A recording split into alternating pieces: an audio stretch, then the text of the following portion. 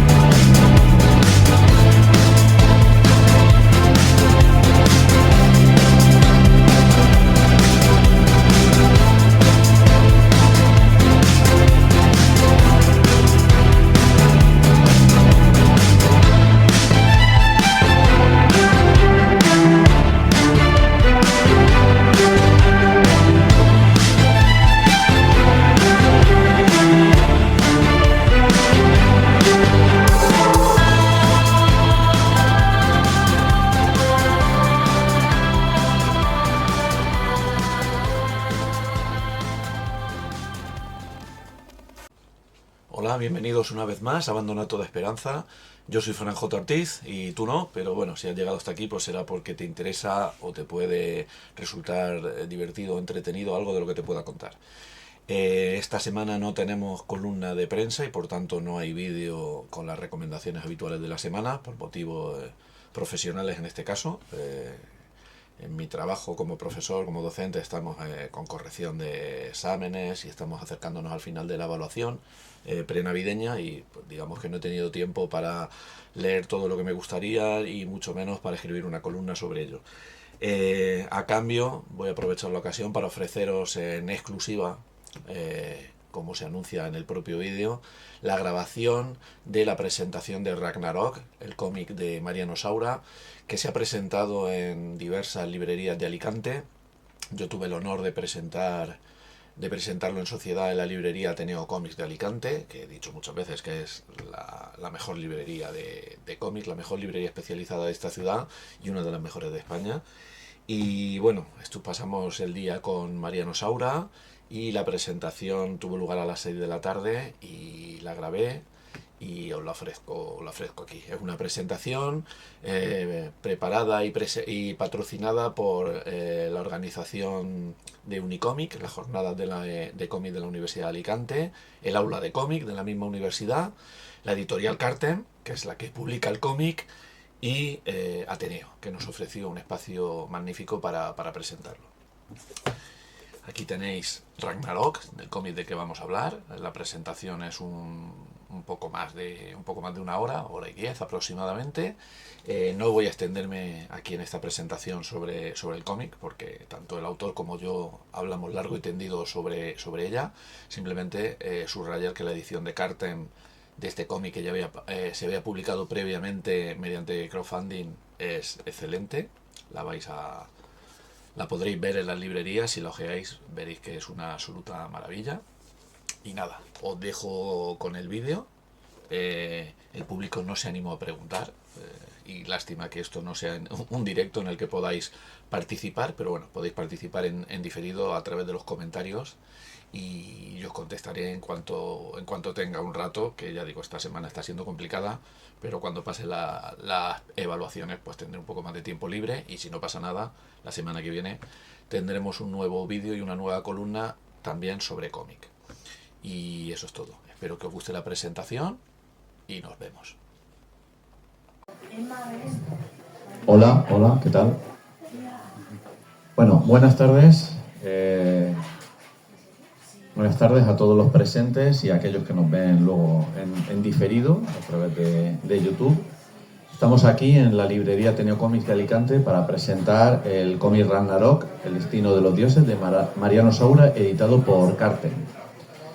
Lo primero, agradecer por un lado a la organización de Unicomic, la jornada del cómic de la Universidad de Alicante y al aula del cómic de la Universidad de Alicante, que han organizado esto en colaboración con la editorial que edita el cómic, que es Carten Comics, y pues la mejor librería de España y una de las mejores librerías del mundo, que es Ateneo Comics, que es donde nos han dejado este espacio para presentaros este cómic, que forma parte de una gira del autor, que está aquí a mi lado, este señor que está aquí a mi lado, parece un político del PP, este señor del que usted me habla, que está aquí a mi lado, y vamos a presentar un cómic como Ragnarok, que es un cómic muy especial, ahora hablaremos de él. Para presentar Ragnarok, a mí me han pedido que lo presente, yo encantadísimo. ¿Qué es Ragnarok? Ragnarok puede ser un pub. Hay un pub aquí en Alicante, un pub vikingo para gente que bebe cerveza. Yo nunca he estado, pero sé que existe. He pasado por la puerta y sé que existe. También podría ser una película de Taika Waititi. Una película, digo podría ser porque no existe. Es decir, Thor 3 no se ha rodado jamás. Es una película inexistente. Hablaremos un poco de ello. Pero bueno, yo quería hablar, antes de entrar en profundidad y presentar el cómic y presentar a Mariano, y le daré la voz para que nos cuente un poco los entresijos de la creación de un cómic como este. Para presentar Ragnarok, a mí me gustaría hablar de tres personajes, tres seres, tres conceptos importantes en la historia de la humanidad. Uno soy yo, otro es Dios, que es un concepto así, Dios no solo el católico, sino Dios en general, aunque yo me referiré al Dios cristiano sobre todo, y luego el otro es Christopher Nolan. Son tres seres importantes. Claro, hay gente que dirá, bueno, tú no eres tan importante como Dios y mucho menos como Christopher Nolan. Digo, sí, para ti no, pero para mí, para mi madre sí. O sea, quiero decir. Entonces vamos a hablar de mí, vamos a hablar de Dios y de Christopher Nolan en orden de importancia, creo yo, es decir, el personaje más importante al menos. Entonces, claro, no podemos empezar menos que por Christopher Nolan. Que menos, ¿no? Que menos. Para algunos fanáticos de Nolan, yo soy un admirador del director, no sé si fanático, pero sí seguidor de aquello que hace, hablar de Dios y de Christopher Nolan es un poco lo mismo, ¿vale? Christopher Nolan está rodando, como muchos sabéis, es el director de Oppenheimer, de Tenet, de la trilogía El Caballero Oscuro, Memento, etc. Interstellar, Origen, tiene una filmografía de títulos bastante interesantes y que, bueno, cada uno tendrá sus favoritos o los odiará a todos. Está rodando actualmente una adaptación de La Odisea, es decir, alguien con el ego que tiene Nolan pues no tiene ningún problema en filmar La Odisea y aunque es un tipo que intenta pues no parecer egocéntrico, pues bueno, es un tipo que sabe que cuando dirige La Odisea, pues yo creo que Nolan está pensando en voy a hacer la película definitiva de la historia del cine. Independientemente de cómo salga luego, y luego ya veremos. Y Nolan es noticia estos días en las redes, en la que todo es noticia, cualquier es abrupto, cualquier idea o cualquier afirmación es noticia. Nolan esta semana, en el momento en que presentamos Ragnarok, ha mostrado las primeras imágenes del rodaje, las primeras imágenes de la película, y ha hecho unas declaraciones que han generado polémica, es decir, gente que no genera tanta polémica con la película ya hecha como la que puede generar Nolan con un fotograma o una filmación. Ha dicho que su idea de mostrar lo que es la Odisea de Homero y el concepto del mito es mostrar cómo todos aquellos elementos que hoy en día entendemos como fantásticos, es decir, las sirenas, los cíclopes, la serpiente gigantesca, el kraken, todo, es decir, todos los dioses, todas las criaturas y todo aquello fantástico que hoy entendemos como imposible en el plano real, mostrarlo como digamos como una explicación, como lo que es el mito, una explicación de todo aquello que hoy en día se explica normalmente con la ciencia, pero que entonces había que explicar con un discurso fantástico que era aceptado. Es decir, Nolan suscribe que cada vez que había una tormenta y había un rayo y un trueno, que hoy en día es algo que a nadie le llama la atención, para el ser humano estándar era una manifestación plausible, física y comprobable de la existencia de los dioses. Esto ha generado muchas críticas, que si Nolan todo tiene que ser creíble, que por qué no hace una película per se fantástica, etc. El otro día, cuando yo leía Ragnarok y habiendo escuchado estas declaraciones de Nolan, me parecía que el cómic que había hecho el señor del que usted me habla, que me acompaña hoy, había tomado un poco el camino contrario. Es decir, luego el autor aquí presente pues igual dice, pues no estoy de acuerdo o es todo lo contrario. Me parece que era una manera de recuperar el mundo mítico, ponerlo en negro sobre blanco o en colores, porque luego hablaremos del color de la obra, que es muy importante, es decir, ponerlo de manifiesto en un cómic y hacer un cómic directamente y clarísimamente fantástico, en el que los dioses y los hombres, a priori, y subrayo el a priori y luego lo aclararé, los dioses y los hombres existen, es decir, los dioses existen y tienen su propia experiencia y sus propias vivencias, y luego el ser humano tiene su propia existencia, que coexisten en dos planos que, digamos, se desarrollan de manera paralela, pero que en un momento dado confluyen sin necesidad de aclarar las cosas y de explicarlo. Esta mañana decíamos que, esta mañana hemos grabado, esto es otra historia, pero hemos grabado un podcast con Sergio Bleda, del cual Mariano Saura, que aquí me acompaña, ha sido testigo silencioso, porque no estaba invitado ni había micrófonos para todos, pero estaba allí presente y asentía un poco cuando hablábamos de esto, es decir, los personajes están presentes y intervienen unos con otros, pero cada uno tiene su papel. Sí que es verdad que la historia luego tiene un giro al final que me voy a reservar mucho de explicar aquí, porque creo que sería hacer spoiler. No spoiler. No vamos a hacer spoilers de la obra.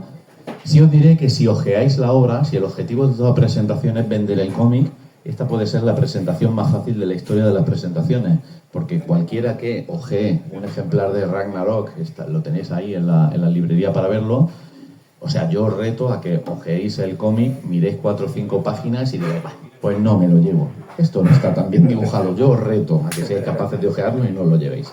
Pero si hacéis eso, si lo ojeáis, no ojeéis las últimas páginas de la historia. Esto es como una película de Shyamalan. Creo que no hay que ver los últimos 5 minutos nunca sin ver todos los previos. Y luego le preguntaría a Mariano si aquí hay un homenaje o cita a uno de mis cómics favoritos y uno de mis autores favoritos, y a ver qué me cuenta. Hablaba de Nolan como un autor que ha presentado una óptica respecto de la Odisea que a mí me parece opuesta y complementaria a lo que ha hecho Mariano con la mitología nórdica, y hablaba también de mí y hablaba de Dios. Por generación, esto es una historia generacional. Yo me declaro públicamente como una persona atea, pero de formación católica y cristiana, educado en colegio religioso. Mariano tiene 3 años más que yo, no sé en qué colegio se educaría, pero... Maristas, o sea que... Marista es. Yo soy de los salesianos, o sea que algo tenemos ahí en común. Marxistas. Maristas. Cuando yo cogí el cómic de Ragnarok, tuve una sensación antes de empezar a leerlo, sospechaba, pero ya en el prólogo Paco Domínguez, alias Tebeonauta, que es el autor del prólogo de esta edición de Carten, me confirma lo que yo sospechaba, y es que toda una generación, la primera vez que oímos hablar del Ragnarok fue gracias a Walter Simonson. Es decir, éramos lectores primero de Bruguera, de Mortadelo, de Super López, de Zipizape, luego descubrimos ese maravilloso mundo de Marvel y de DC, de la mano de Forum, que era Planeta en el caso de Marvel, y DC en el caso 5, editaba una compañía independiente, una editorial pequeña, editaba 5 aquí en España, y los lectores de Marvel, el personaje de Thor, que ahora hemos descubierto que es Thor para los anglosajones, pero para nosotros era Thor, como Thanos, que no es Thanos, es Thanos, y Peter Parker y Spiderman, etc. Cuando descubrimos el Marvel de Walter Simonson, descubrimos un mundo, o sea, descubrimos que había otros dioses. Que es decir, para nosotros Dios era el Dios cristiano, Dios católico, Dios que estaba en todos los sitios, era omnipresente, omnipotente y omnisapiente, y poco más, y la historia de Jesucristo, y las Sagradas Escrituras, y el Nuevo Testamento, y el Antiguo Testamento, etcétera, etcétera. Pero descubrimos que había una mitología. Luego descubriríamos también, si habíamos leído Super López y la Caja de Pandora, pues sabíamos que existían los mayas, los incas, la religión hindú, y sabíamos quién era Shiva y Vishnu y toda esta peña, pero el mundo de la mitología nórdica la descubrimos de mano de Thor, de Odín, de Heimdall y de todo de Loki, exactamente, de Frigga, pero todos estos personajes los cogió, Thor lo creó Stan Lee y Jack Kirby en las páginas de Thor primero y de los Vengadores después, pero fue Walter Simonson, el autor, que a partir de mediados finales de los 80, quien cogió la colección del Dios del Trueno, lo apartó de un poco del mundo ese de superheroico en el que el personaje era un superhéroe que se enfrentaba a villanos de 3 al cuarto, y hizo un cómic de fantasía heroica, de espada y brujería, de mitología, etcétera, etcétera. Es decir, cogió toda esa sabiduría, todo eso, toda esa información que estaba en los textos clásicos de la mitología nórdica y lo convirtió en un tebeo popular, en una historieta al alcance de los más jóvenes. Yo, que me declaro ateo, pero por aquel entonces seguramente sería agnóstico, por las dudas propias preadolescentes, yo recuerdo que cuando descubrí que había otros dioses, cuando descubrí que existía Odín, dije, pues Odín mola muchísimo más que el dios que me han contado. Es decir, este dios bondadoso, que pone la otra mejilla, no, mola muchísimo más este dios tuerto, y Loki, los gigantes de hielo, o sea, todo esto mola muchísimo más. Entonces, aunque yo siempre he sido reacio a la fantasía, y me he encontrado reacio a la fantasía en el sentido de que me cuesta entrar en un mundo fantástico en el que los espacios, los lugares, los nombres de los personajes me resultan ajenos, cuando se trata de algún tipo de mitología, entro de una manera mucho más fácil, entre comillas. Y cuando he leído Ragnarok, el destino de los dioses, me he encontrado con una plasmación de toda esa mitología, que ahora el autor nos contará un poco de dónde viene, porque esto es una obra que se gesta a lo largo de muchísimos años. Una cosa es lo que se tarda en guionizar y dibujar, que aún así es mucho tiempo, pero lo que es conceptualmente hablando, la historia surge ya en los años 80.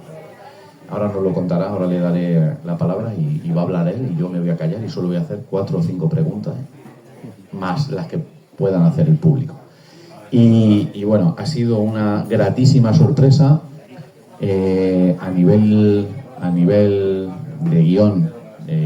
Ya digo que creo que es difícil de contar un poco más, porque creo que uno desvela fácilmente más de lo que debe desvelar, ¿vale? Porque creo que aquí hay un giro o una perspectiva bastante original, y no es un cómic sobre fantasía o sobre mitología convencional, ni muchísimo menos. Pero si nos ceñimos a la parte gráfica, creo que es uno de los trabajos más espectaculares que se ha visto en muchísimo tiempo. Antes hemos estado hablando off the record de la IA, de las herramientas tecnológicas, de las nuevas tecnologías, que pueden estar muy bien, pero me ha resultado súper grato encontrarme con un cómic dibujado a la antigua, en el sentido de se nota que está dibujado a lápiz, entintado, con un color aplicado. Yo de técnicas no soy un experto y no soy dibujante, pero he leído que hay acuarela, hay rotulador, hay diversas técnicas que ahora nos contará, pero que está dibujado de verdad, que no está leyendo.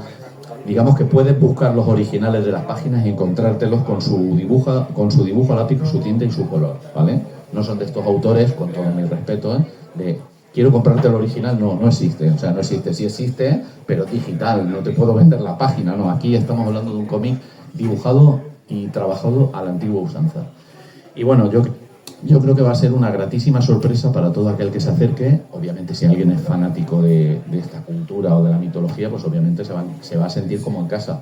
Pero aquellos que no, como en mi caso, se van a encontrar con algo muchísimo mejor de lo que esperaban, con un trabajo muy meditado en el que los distintos planos de la historia, es decir, distintos personajes, sean humanos, sean dioses, están tan pensados y tan reflexionados como que las viñetas y el diseño de la página está condicionado por esta condición. Y bueno, yo estaría hablando aquí de la excelencia de la obra, pero creo que si sigo hablando descubriré y hablaré de más de aquello y quiero contenerme un poquito de las maravillas que vais a encontrar en Ragnarok. Entonces voy a dar la palabra a Mariano Saura, autor de Ragnarok, el destino de los dioses, para que nos cuente un poco cómo surgió este proyecto, que primero se editó a través de un crowdfunding, porque consta de 3 partes, pero que una vez publicado en estas 3 partes, pues no se podía quedar solamente con ese alcance, pese a que tuvo mucho éxito dentro de lo que son los cómics de crowdfunding.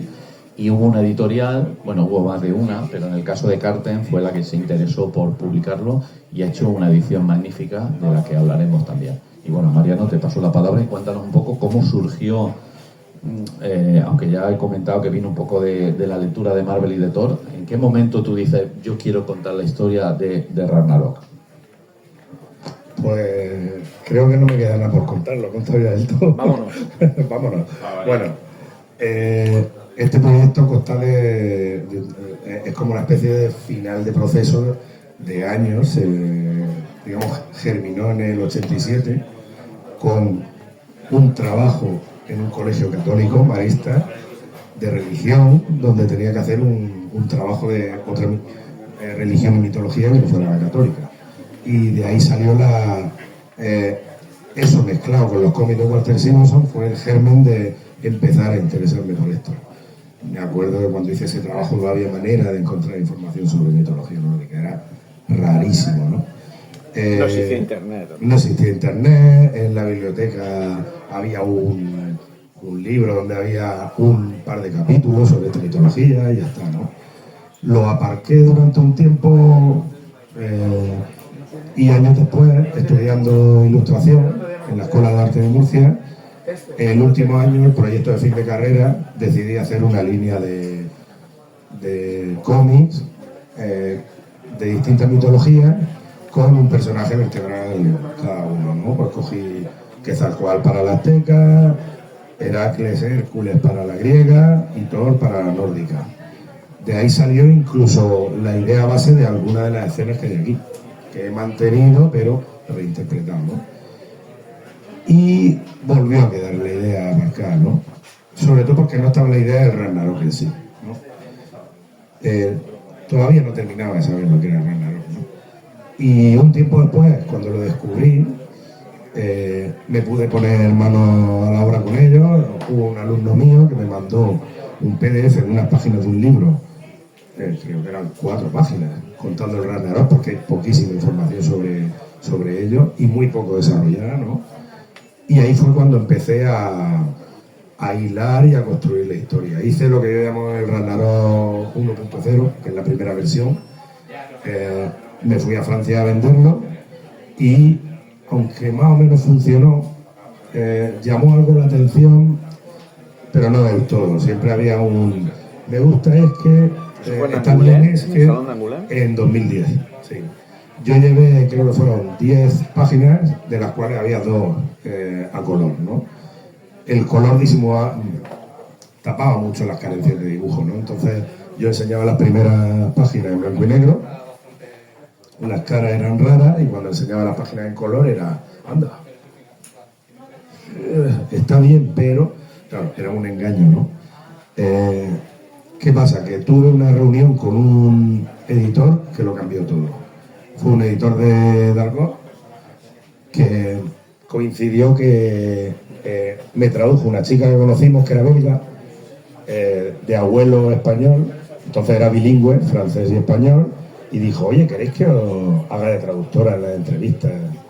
Y así os concentráis en contar lo vuestro y el editor en contar lo suyo, y así no tenéis que estar peleándolo con el inglés, el uno y el otro, ¿no? Y dije, vale. Entonces, hablando con el editor, me dijo, está muy bien, pero hay un problema que tenéis los autores italianos. Y dije yo, no soy italiano, soy español. Claro, malinterpretó el idioma, ¿no? Y dice, no, es que a los españoles les pasa lo mismo. Es que tanto españoles como italianos sois 2 países donde hay muchísimo talento, pero no hay una industria desarrollada, y lo que aquí producimos llega tan tarde o llega en tan poca cantidad que no termináis de desarrollar un estilo que se adapte al mercado, ¿no? Y todos tenéis unos tintes demasiado clásicos en la forma de trabajar, ¿no? Y necesitáis conectar un poco más a nuestro mercado para entrar. De hecho, después de 2010 se llenó de autores españoles el mercado franco-belga, ¿no? Y ahí dije, vale, saco en conclusión que mi estilo no termina de funcionar y que en realidad tengo bastantes carencias de dibujo y bueno, y de guión, ni digamos, ¿no? Entonces dije, vale, lo voy a dejar en barbecho, me voy a poner con otras cosas y voy a ir concentrándome en mejorar, simplemente, ¿no? Lo aparqué durante un tiempo y hubo un momento clave que cambió, digamos que me cambió a mí, que fue, yo me he tirado 18 años dando clases en la Academia C10 de Madrid, ¿no? Entonces, una época que tenía de compañero en la escuela, además daba las clases a la vez que yo en el aula de al lado, Iván Gil, que ha hecho 3 trilogías de Napoleón, Los Dragones de Frontera, el primer arco y tal, y él estaba con el segundo álbum de La Batalla de Napoleón y le dio una tendinitis galopante que no podía ni controlar el lápiz. Podía hacer el boceto y tal, pero no podía acabar las páginas. Él hacía la tinta, incluso metía los grises, ¿no? Entonces, como él me conocía, me propuso hacer una especie de colaboración donde él hacía la base de lo que produjéramos y yo hacía todos los acabados. Hicimos una propuesta de un Conan y una propuesta de un proyecto, una adaptación de una novela histórico-fantástica de un amigo suyo y tal, de romanos, germanos y tal, ¿no? En ese proceso de hacer esas páginas, primero él se puso a explicarme cosas para que yo mejorara y lo que ofreciéramos tuviera un buen nivel, ¿no? Y durante ese proceso me estuvo explicando muchas cosas en las que tenía que mejorar y tal. ¿Qué pasa? Que yo vi que todo lo que me explicaba yo ya lo sabía. Y decía, ¿por qué me lo está explicando? Si todo esto ya lo sé, eso es porque no lo aplico, porque no lo aplico, ¿no? Y me valió para quitarme muchos bloqueos mentales que tenía yo, de automatizaciones que estaban torcidas del camino y aprendí a desencadenarme un poco. Y eso supuso un salto de calidad en lo que yo hacía, que es lo que me faltaba. Claro, la guinda del pastel fue ese último proyecto que hicimos de romanos y germanos y tal, donde me enseñó a entintar y a dibujar de una forma distinta. Y ahí es donde me di cuenta de que había muchas formas. Claro, yo venía del mundo superhéroe, Marvel, intentar hacer un dibujo académico, muy dinámico, con menos fondos, más fácil, entre comillas, porque la exigencia, a pesar de que los plazos son más cómodos, es mayor en cuanto a resultados en el mercado franco-belga. Y ahí empecé a coger un poco el punto que yo necesitaba. Y de repente Marvel Studios anunció una nueva parrilla, una fase, y había una película que se iba a llamar Thor Ragnarok. Y yo dije, ¿faltan 2 años para que se estrene esta película? No, esto lo tengo que sacar antes. La gente va a decir, este se sube se sube al carro y tal. No, en absoluto. Esto no puede ser, que esto se lleva forjando durante muchos años.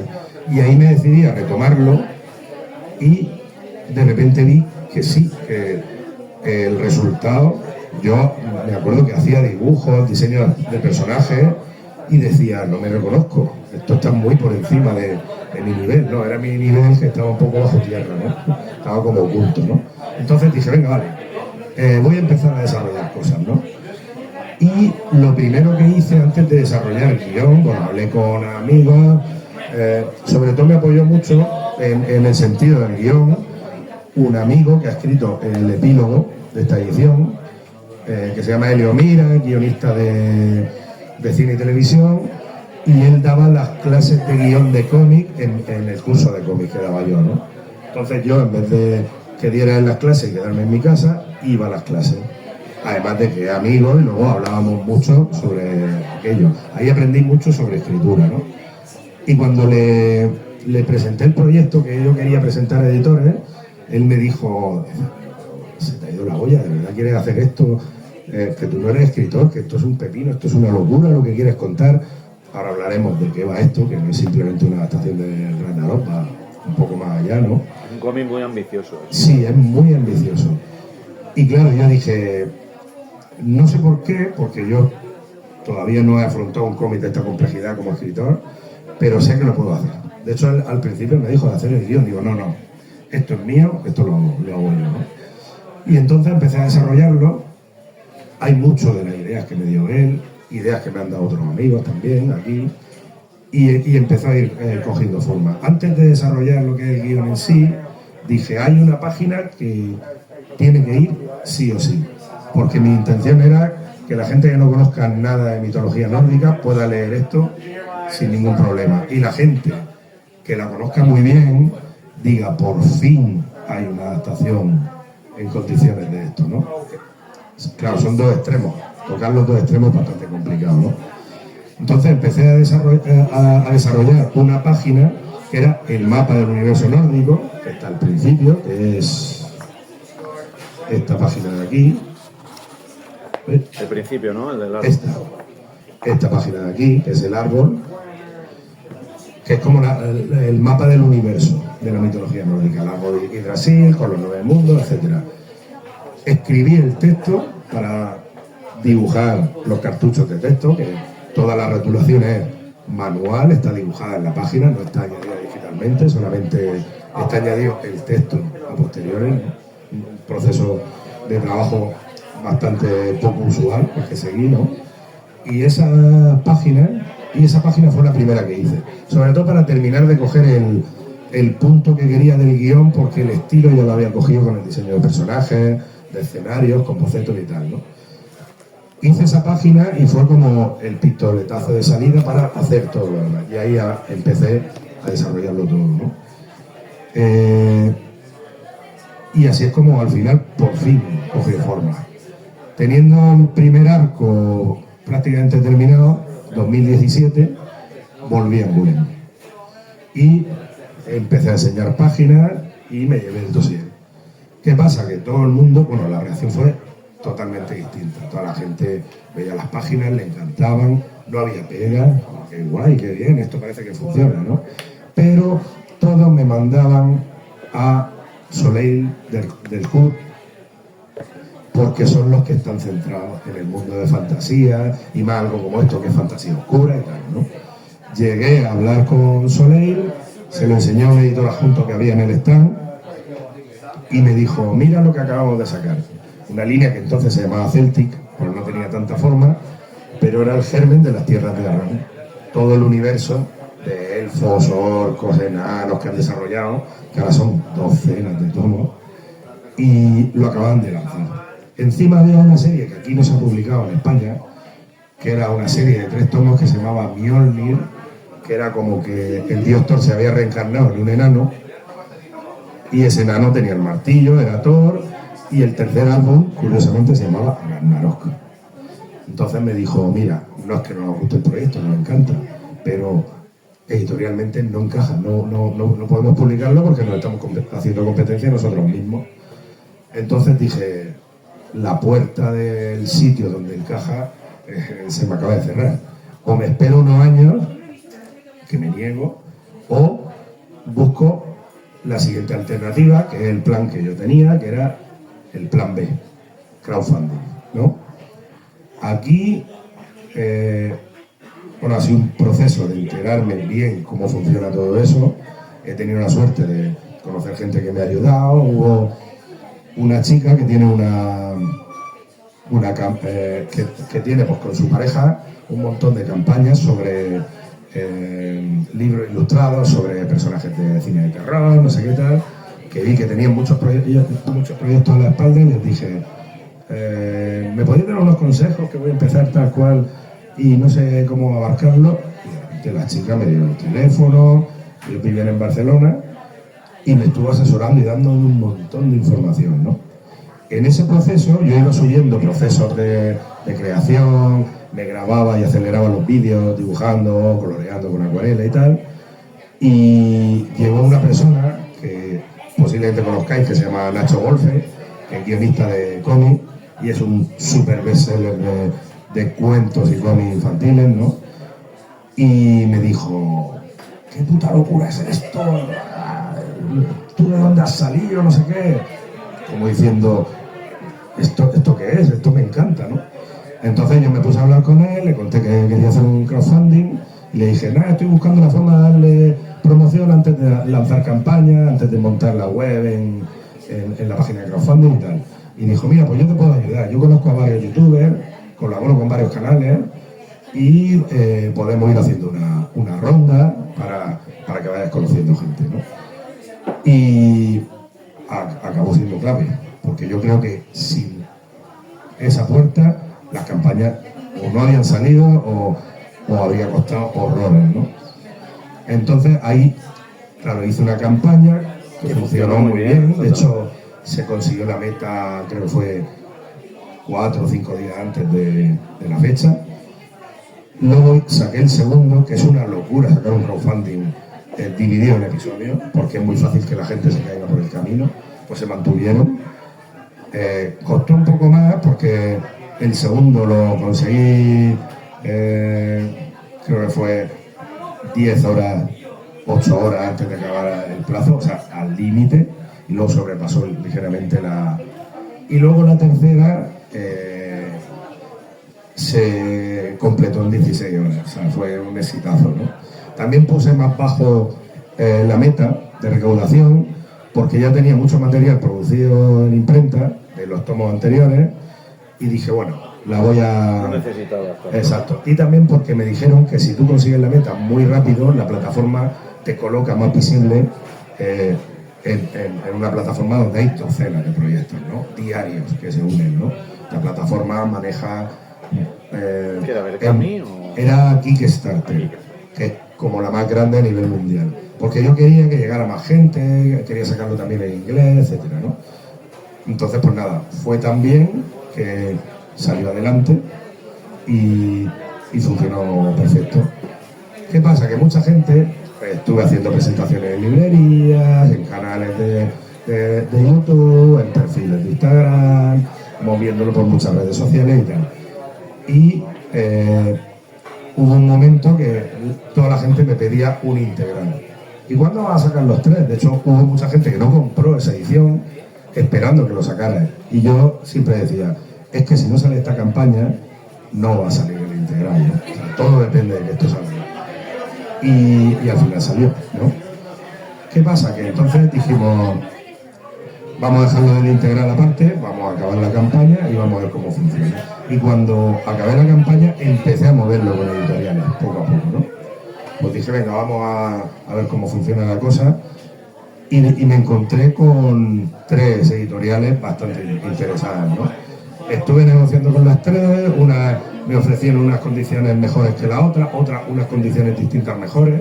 Entonces fui negociando hasta que de verdad vi una de ellas que sobresaltaba en cuanto a interés, en cuanto a plan y en cuanto a apostar, que fue el Cartel, ¿no? Esto fue este año en Angulema, en finales de enero de este año, ¿no? Entonces terminé de negociar y ahí sí salió, llegamos a un acuerdo, digamos, ¿no? Y después de eso ya solo puedo decir que ya está aquí, ¿no? O sea, el camino ha sido largo. Y bueno, el otro día estaba viendo un vídeo del canal de La Cueva de Blaslovi, de Javi Blaslovi, que estaba de invitado Montu, del diario de Kovacs, y los dos, entre otras cosas, hablaban muchísimos temas, pero salió el tema de Ragnarok, estuvieron hablando del cómic, y claro, decían, oye, ¿te has comprado Ragnarok, que lo acaba de editar Cartel? Y decía el dueño del canal, ¿no? Javi Blaslovi decía, no, porque yo ya participé en el crowdfunding y ya tengo el cómic.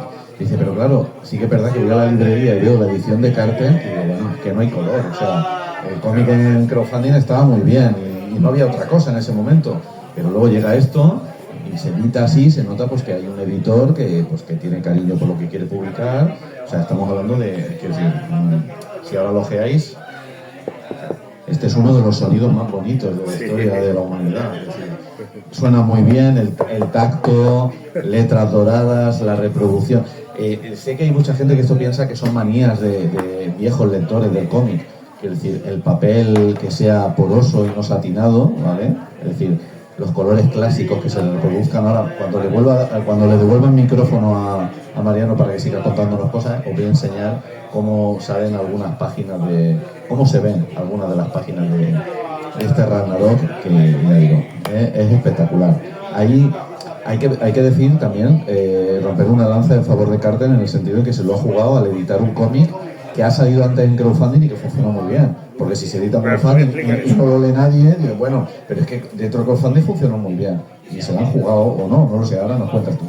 Claro, es que esto es clave, porque algo que se ha editado y ha vendido 400 copias ya, que es más o menos la tirada, 400, 500, tiene un riesgo de que eso no venda. Porque ya se ha vendido. ¿Qué pasa? Que Carten hizo la prueba con Infierno Azul, que era un crowdfunding que fue en Berkami y que funcionó incluso mejor que el mío, y dice que lo sacó y lo reventó. Vendió un disparate. La primera edición se le agotó en 2 o 3 meses, ¿no? Entonces dice, resulta que no es tan complicado. ¿Qué pasa? Que yo dentro de ese plan que tenía de ir haciendo un paso, otro, no sale que me lo editen en Francia, saco un crowdfunding, tenía un plan de editar con una editorial española primero y que luego esa editorial me ayudara a darle salida afuera. Y para terminar de convencer, yo proponía a los editores que esta nueva edición tuviera material nuevo. Hay 4 páginas nuevas, hay 3 portadillas nuevas, la gente que me apoyó en el crowdfunding tiene las 3 portadas anteriores que no se van a volver a publicar, pero la gente que tenga esta edición va a tener estas 3 portadas que no van a volver a publicarse, más los extras de los personajes, epílogo y prólogo nuevos, cambian el título de los capítulos. O sea, había una serie de cosas y de propuestas nuevas que le daban una nueva dimensión al álbum, ¿no? Y claro, y eso es un aliciente para el lector de la edición anterior. De hecho, estoy comprobando en muchas de las presentaciones que estoy haciendo que hay muchísima gente que tiene la primera edición que está consiguiendo, está comprando esta también, ¿no? Porque tiene pequeñas cosas, ¿no? Había un punto que es más o menos original que tenía la otra edición, que quería que fuera exclusiva y que al final lo he añadido en esta, que es una banda sonora. Yo no he visto ningún cómic que tenga literalmente lo que he hecho. Posiblemente lo haya, ¿no? Porque hay cómics que tienen QR con música incorporada y tal. Pero yo creo una banda sonora, Ragnarok no puede ser más heavy metal. O sea, es un concepto muy rock y heavy metal, ¿no? Entonces lo que hice fue crear una banda sonora. He intentado comedirme que no fuera demasiado agresiva. Donde hay rock, hay heavy, hay metal y cada canción va colocada en un sitio determinado, es decir, no es una lista de reproducción para ponerla a fondo, es una banda sonora para que cuando hayas leído todo vuelvas atrás y le hagas una nueva lectura poniéndote las canciones. Si enseñas la última página se puede a la enseñar, ¿no? Que lleva el QR con la lista de reproducción y te puedes poner la banda sonora. Son todo canciones o instrumentales, creo que tiene 3 instrumentales para el principio de cada acto, ¿no? Para ponértela viendo la portada y los primeros versos, ¿no? Luego en el canal congelarán la imagen y la ampliarán para exacto. Y la letra de las canciones tiene relación con lo que pasa en las páginas, ¿no? Estamos hablando de Manowar, Metallica, de Zeppelin. Sí, pero está Europe, está Snake, Megadeth. Exacto. Todas las letras, bueno, hay incluso esta idea vino porque yo con algunas canciones veía prácticamente las escenas que yo tenía montadas, ¿no? Hay una escena que empieza con un sonido de lluvia y de tormenta y en la escena hay lluvia y tormenta. No sé si es muy spoiler, pero que es esta, que empieza con una lluvia, ¿no? Y luego se convierte en muy instrumental, muy potente, muy épico, y la parte instrumental también encajaba, ¿no?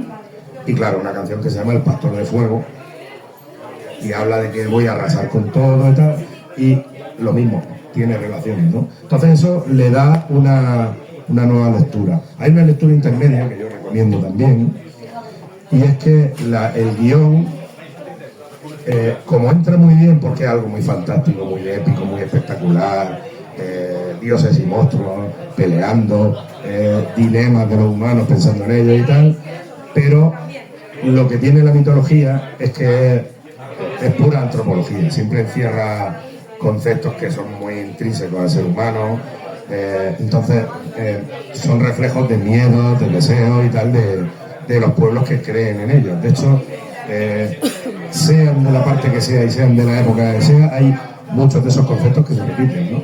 Aquí es mitología nórdica, pero puede ser perfectamente otro medio, ¿no?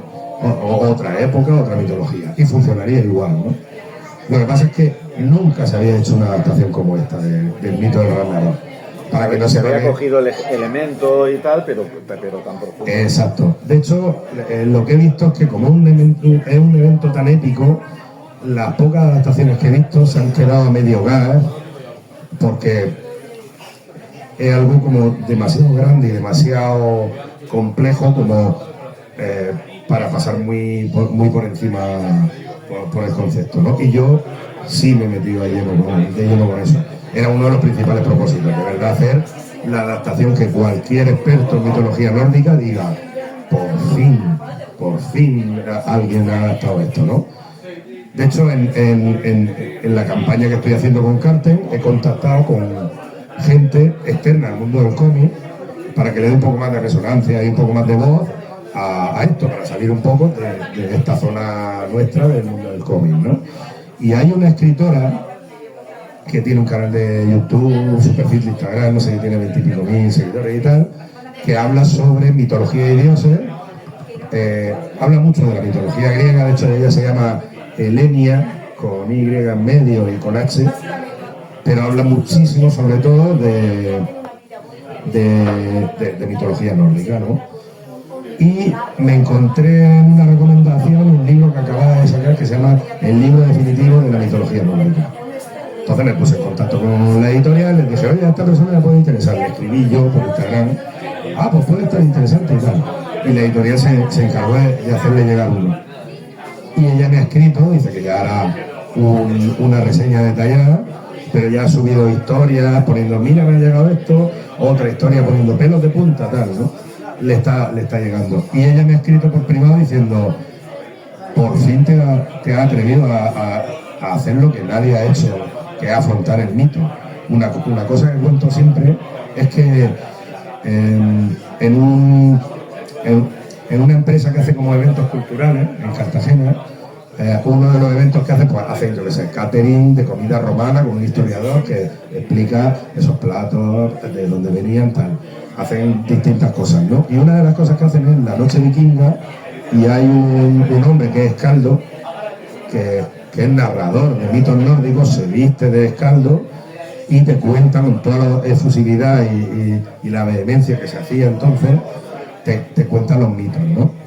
Entonces yo estaba en plena campaña del tercero y dije, bueno, pues voy, hablo con gente, que la gente lo conozca, puse el tráiler que había montado, etcétera, y esta persona me dijo que él tenía desarrollado prácticamente todos los mitos nórdicos, pero con el Ragnarok no se había atrevido, porque no sabía cómo afrontarlo, ¿no? Era como que le intimidaba, ¿no? Claro, eso me encantó que me lo dijera, porque yo sé, después de haber pasado por todo esto, la dificultad que tiene adaptar eso, ¿no? Pero luego, una vez publicado, una vez visto, una vez leyendo reseñas y tal, he visto que el mensaje que hay detrás de la adaptación del mito, que es un mensaje mucho más antropológico, más profundo, más humanista, también ha llegado. Que era lo difícil del guión, que me decía mi amigo guionista, dónde te has metido, dónde vas, pero estás flipado, tal. Y yo decía, ostras, he conseguido hacerlo, he conseguido que llegue, ¿no? No quiero desvelar demasiado, pero eso también nos permite una segunda lectura del libro. La gracia de hacer el proyecto como lo he hecho es que he intentado hacer lo que yo espero de una obra, es decir, que me toque, que me cambie un poco, que me permita resaborearla y que la pueda disfrutar, ¿no? Entonces, con la banda sonora tenía esa tercera revisión, y la segunda es que el mensaje está presente durante toda la obra, pero he intentado ocultarlo hasta el final, donde es muy evidente, ¿no? Eso te permite volver a leerlo sabiendo el final y redescubrir que te lo está contando todo el tiempo y no te has dado cuenta, ¿no? Entonces ya te permite una segunda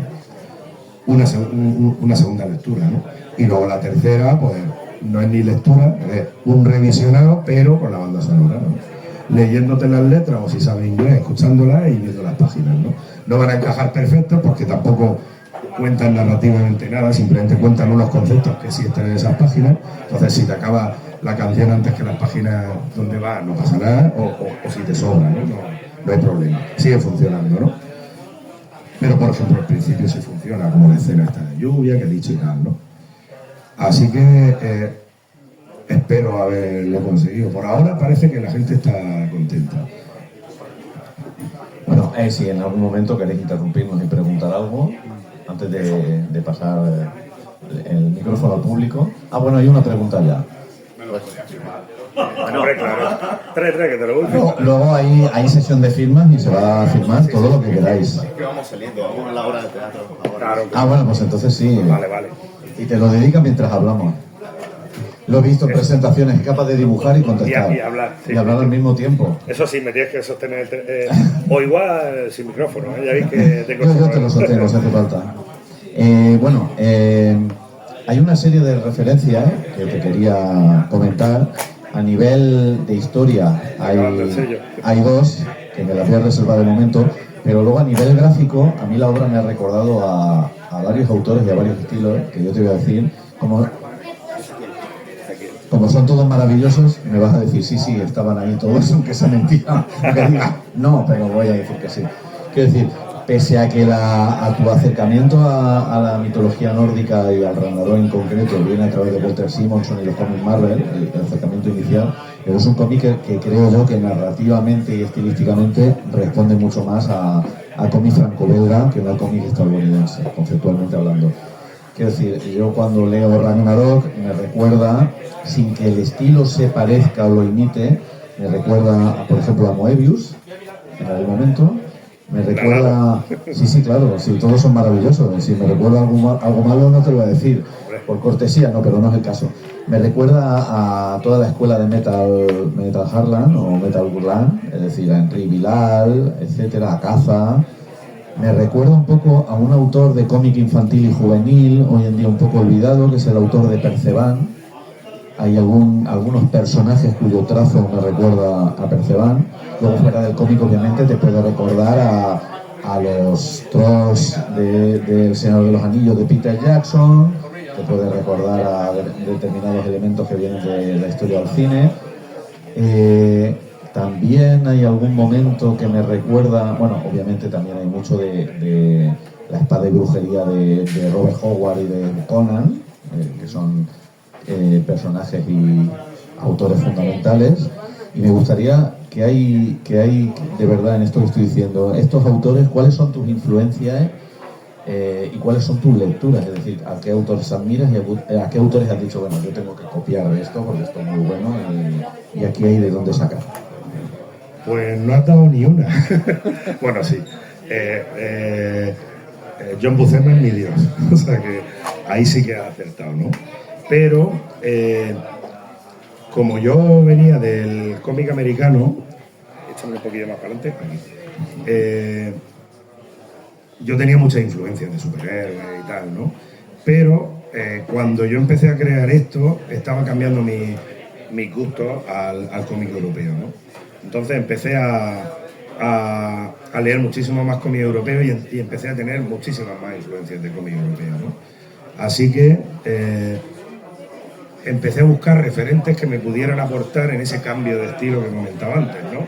En esa búsqueda de cambiar el estilo, porque yo intentaba hacer un estilo realista, puro, académico, más cercano a lo que puede ser Jaime Calderón, pero claro, las distancias de lo que hace Jaime Calderón a lo que hago yo eran inmensas, ¿no? Entonces tenía que buscar mi espacio propio, ¿no?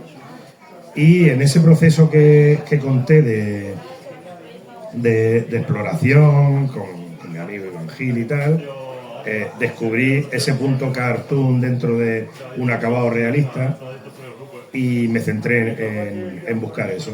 Empecé tirando de Joe Madureira, que se salía del cómic americano, pero era un poco más cercano al estilo que yo tenía, pero no terminaba de verlo porque ese estilo tan limpio, de línea tan recta, menos sucia, menos orgánica, no encajaba con el estilo que estaba empezando yo a adoptar, ¿no? Ahí entraron, por ejemplo, Loisel, que tiene un estilo más sucio en la línea. Autor de Peter Pan. Exacto. O La búsqueda del pájaro del tiempo, ¿no? Y que además colorea también a acuarela, ¿no? Pero en la parte, por ejemplo, de acuarela, ahí me influyó muchísimo Enrico Marini, ¿no? Que estaba leyendo mucho a Marini, aprendiendo mucho de él y tal, ¿no? Entonces ahí también pude desarrollar bastante el estilo. Entonces me he basado principalmente en esos pilares para ese cambio de estilo y luego he intentado, como he cogido ya la costumbre enfermiza de todo lo que compro que me aporte profesionalmente para aprender, he tirado de la adaptación que han sacado última de Elric, que tiene unos acabados espectaculares, que de hecho es un equipo de 3 o 4 personas que se intercalan el papel de dibujante, de tintador, de colorista, se lo van pasando entre ellos para autoperfeccionarse, ¿no? De hecho, yo no he mencionado, ahora dices Elric, que te refieres a la encarnación actual, Sí, pero a mí me ha recordado en tu visión de Loki, y de Gila también, pero Loki sobre todo me ha recordado al Elric, pero de Peter Russell, que publicaba en First Comic en los años 80, bueno, que no era el único cómic de Michael Moorcock, también estaba Porum y Hasmur, pero el Elric de Peter Russell me ha recordado un poco tu Loki bastante. Sí, hombre, todo eso lo he mamado también. Sí, de hecho, la adaptación del Anillo Nibelungo, que también, ¿no? Entonces, todo eso, aunque no ha sido intencional, también está, claro. De hecho, de Buscema hay poco. Hay poco, pero hay mucho porque me ha forjado como dibujante, ¿no? Entonces, hay también muchísimas influencias que son involuntarias y de las que no soy ni consciente yo, porque, por ejemplo, la visión que has visto de Metal Hurlant, claro que sí, yo he leído Metal Hurlant, pero no ha sido voluntaria, ha sido involuntaria, pero está. O sea que en realidad ha acertado más de lo que te he dicho. Si tenéis alguna pregunta más. Hay, narrativamente hablando, hay aquí entramos en terreno pantanoso porque es adelantar de más. Hay uno de mis guionistas favoritos es Grant Morrison y uno de mis cómics favoritos es Animal Man. Hay una página definitiva en este cómic de la que hablaremos luego fuera del programa, que a mí me ha recordado a este cómic. No sé si esto es intencionado o lo veo yo solo. No sé.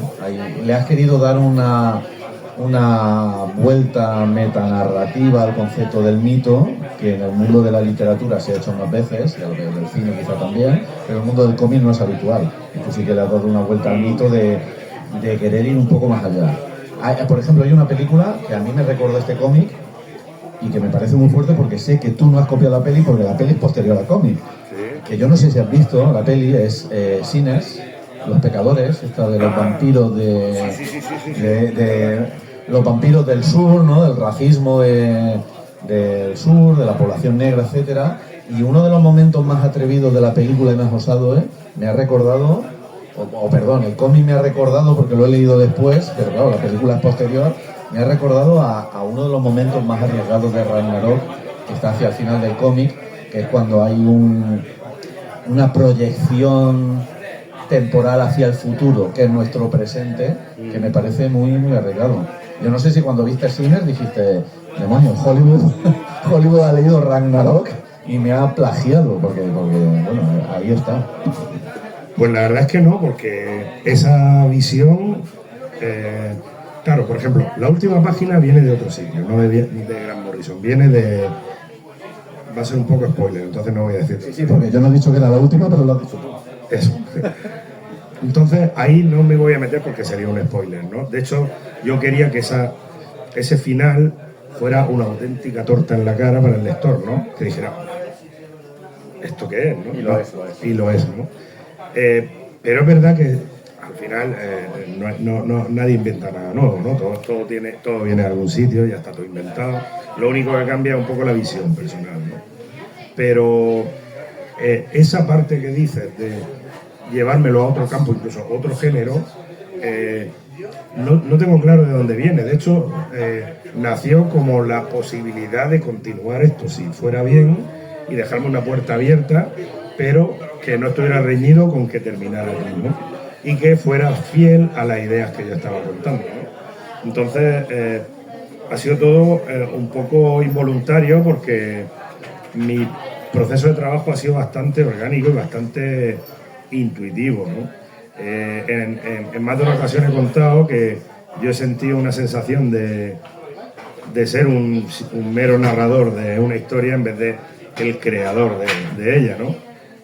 Esto coincide con la visión de muchos autores, como por ejemplo el principal referente que tengo yo sobre eso es Robert E. Howard, que cuenta en sus cartas que su visión de Conan era él tenía la sensación de que nadie él no creaba las historias, alguien se las contaba, ¿no? De hecho, su primera historia es de Conan Rey, con 40 y muchos. La segunda es de un Conan de 16 años saliendo de su tierra, y luego creó toda una vida que tiene sentido, y yo he sentido esa misma sensación a la hora de... Me daba la sensación de que yo simplemente era un portador de una historia, ¿no? Porque había muchas de las escenas que se iban creando solas y que iban cogiendo forma por sí mismas, ¿no? ¿Puede sonar un poco raro? Pues sí, pero es que lo digo como lo he vivido, ¿no? En realidad, cuando hice la escaleta del tercer acto, donde tenía que atar todos los cabos que había ido soltando durante la historia, ahí me encontré con que todo cayó en su sitio como yo quería, sin tenerlo realmente planificado. No sé si he puesto la... Sí, está todo.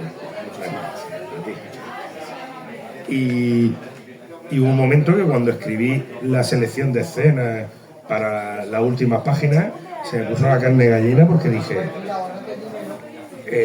ha tomado forma, ha caído todo en su sitio, ¿no? ¿Cómo lo he hecho? Y yo no sabía exactamente el método real que había seguido. Yo había ido plantando unas semillas de lo que yo quería contar, pero luego todo cayó en su sitio, ¿no? Entonces me sentí con esa sensación. ¿Qué pasa? Que a la hora de desarrollar esa escaleta de 9 páginas, las últimas 8 o 9 páginas, y hacer la realidad, yo creo que es la parte que más tiempo me llevó, porque había que hacer que todo eso funcionara, ¿no? Y al final yo creo que más o menos me he apañado, sobre todo con la expectativa que tenía yo de cómo me iba a salir. Yo creo que es la parte más de la que estoy más contento del cómic, seguramente.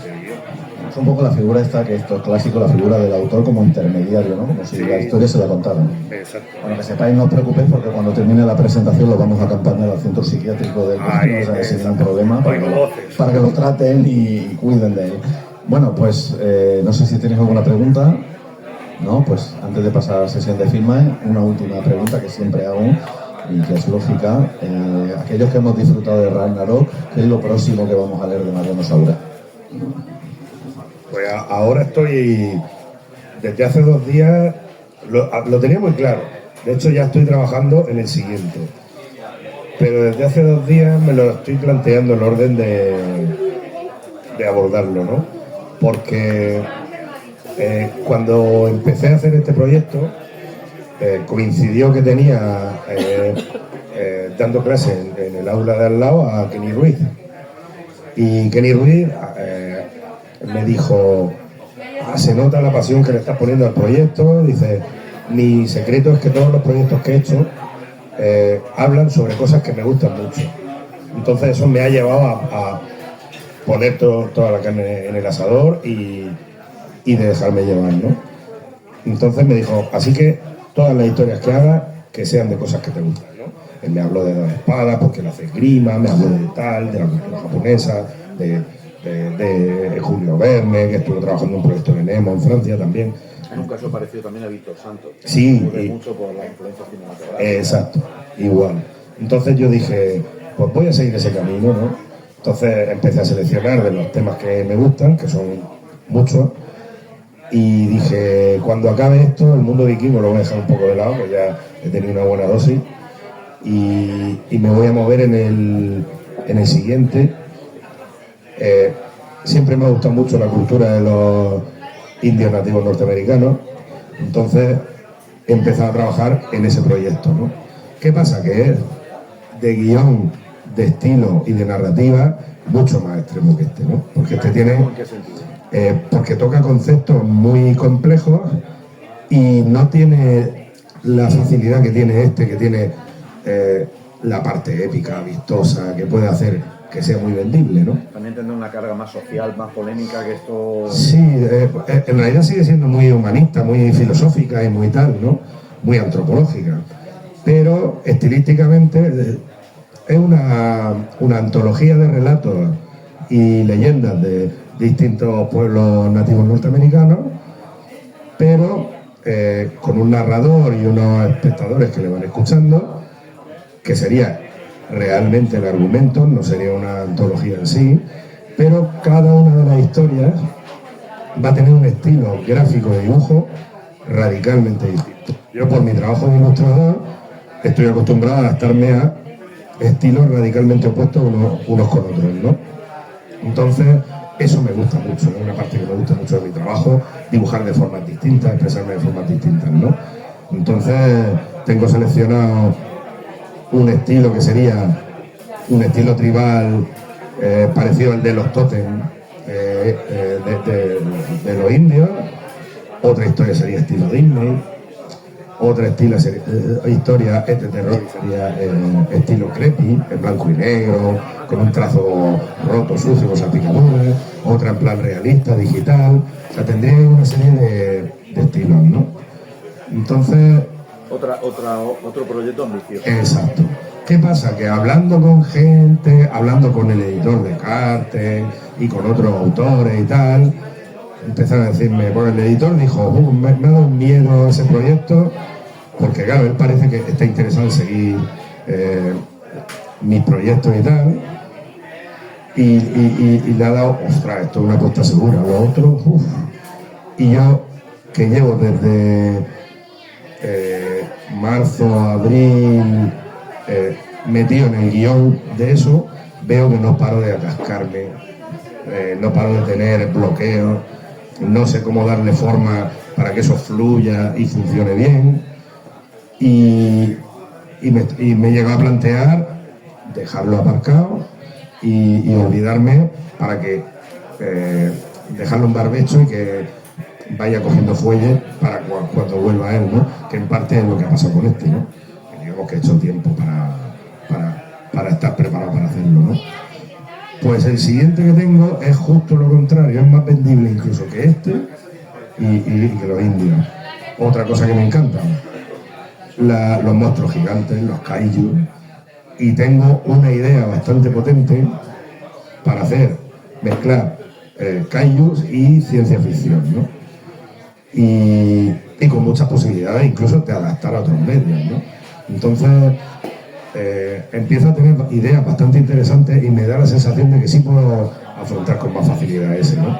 Entonces estoy pensando en empezar a alternarme con los dos, pero claro, es que este de los kaijus, la última idea que me ha venido es una carencia que creo que hay en el mercado de cómic español, y es que no creamos universos. Sacamos historias independientes y una idea de un universo sí crea una tendencia a largo plazo que puede hacer que funcione mejor una obra determinada. De hecho, los mismos franceses se han dado cuenta con las tierras de Arran y todo esto, han desarrollado un universo entero y lo han aumentado en ventas, ¿no? Yo no quiero algo tan ambicioso, ¿no?, con tantísimos títulos, pero quiero crear un universo y un mundo donde siga habiendo temas interesantes, ¿no?, debajo de la línea de flotación de la historia, pero que siga siendo funcional visualmente y atractivo, ¿no?, como pasa con Ragnarok, ¿no? Y estoy pensando en empezar a desarrollar ese, porque me están empezando a venir muchas más ideas de ese que del que iba a ser el siguiente, ¿no? Entonces, igual me meto ahí. Luego tengo ahí pendientes los monstruos de terror clásicos, que siempre he querido hacer algo con ellos, pero no tengo ni idea de lo que voy a hacer con ellos. Entonces, ya me irán viniendo ideas, lo dejo al tiempo, ¿no? Y el proyecto definitivo, que ahora mismo no sabría ni por dónde empezar, sobre todo por la parte de guión y la parte de documentación, sería un cómic histórico desarrollando, yo soy de Cartagena, entonces Cartadás salió Aníbal con sus elefantes hacia Roma, estoy metido en la fiesta de cartagineses romanos que cuentan esa historia, y no hay una adaptación al cómic de un capítulo tan importante histórico. Hay un montón de novelas, pero no hay ni cine, ni serie. Bueno, ahora decían que iban a sacar de Netflix una serie y que Denzel Washington iba a ser Aníbal, ¿no? Que no sé si ha quedado en algo o no. Y ese ha sido un proyecto que es una adaptación de ese episodio histórico tan importante y tan apegado a mi tierra, ¿no? Pero claro, ahora mismo no sé ni por dónde empezar, ¿no? Siempre cuento, para que la gente se haga una idea de la complicación que tiene un proyecto de cómic histórico. Este episodio es año 220, 200 y pico antes de Cristo, ¿no? En esa época existía unos tintes limitados de tela. Había muchos colores que no se habían creado.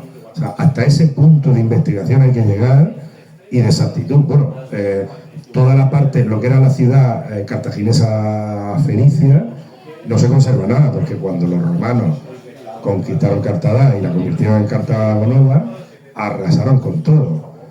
Levanta una baldosa en Cartagena y hay un yacimiento romano, pero no hay casi ninguno fenicio. Entonces, recrear e investigar sobre ese tipo de arquitectura, ese tipo de cultura, que se ha perdido muchísimo más que la romana, es otro reto, ¿no? Entonces, eso lo veo muy en el horizonte, ¿no? Pero tengo claro que es algo que tengo que hacer, ¿no? O sea, que hay muchos proyectos en el futuro que van a ir saliendo. Bueno, pues si tenéis alguna pregunta que hacer, y si no, pues vamos a cerrar esta presentación. Muchísimas gracias de nuevo, una vez más, a Ateneo Comics por ofrecernos este lugar, a Carten por recuperar este Ragnarok que se había visto en crowdfunding y hacer esta edición tan maravillosa, a Unicomic, al Aula de Cómic de Alicante, y muy especialmente a todos los que habéis asistido, y a Mariano Saura por estar aquí y ofrecernos un Ragnarok mucho más digno que el de Taika Waititi. Vamos a correr un tupido velo sobre esa realización cinematográfica. Vamos a hacer todo lo posible por olvidarlo. Pues nada, muchísimas gracias. Ahora quien tenga a bien acercarse para que se lo dedique y le haga una dedicatoria. Y nada, muchísimas gracias Mariano y gracias a todos. Y con esto ponemos final. Gracias.